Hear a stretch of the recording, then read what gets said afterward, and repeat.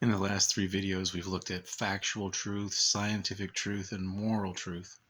In this video, we're going to look at literal truth. You must say, literal truth? Isn't that the same thing as factual truth?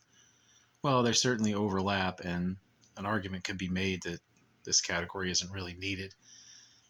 If you think that and we had a debate on it, you'd probably win. But I still think it's useful to consider literal truth, that it overlaps with factual truth, but isn't exactly the same thing.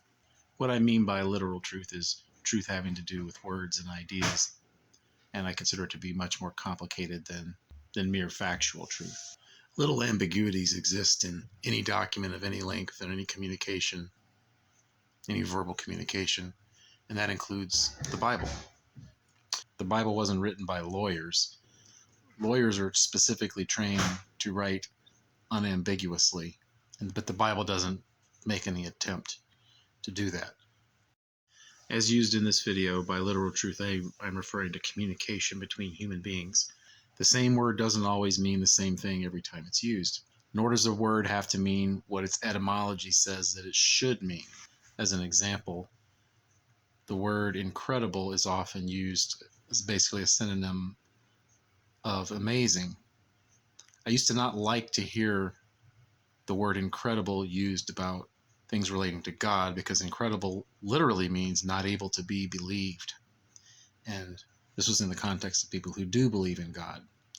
But that's what it literally and etymologically means. But that's not all it means. Usage determines meaning, not dictionaries and etymologies. So my problem with incredible was just that, my problem. Now, that was a simple and straightforward example, but human communication typically isn't so simple and straightforward as that. Think about communication with the person that you know the best and who knows you the best, and how hard that can be sometimes. We don't even understand our own words all the time. So we shouldn't think that we can easily and with certainty understand all the words that come from an ancient language that we don't speak or read and that someone else translated for us. To make things even harder, we have figurative language.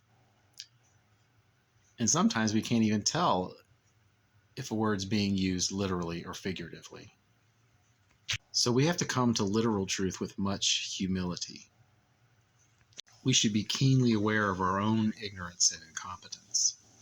Not all of the Bible is literal truth, and some passages that sound literal are not.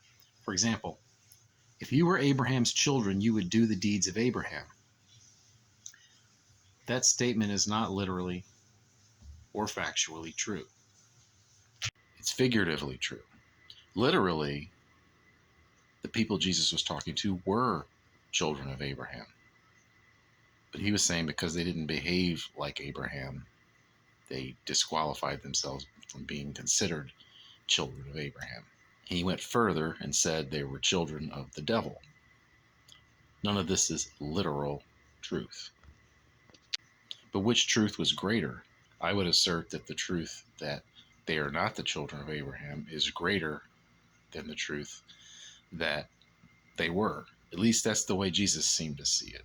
This illustrates the fifth type of truth we're going to talk about, which is metaphorical truth, which we'll talk about in the next video.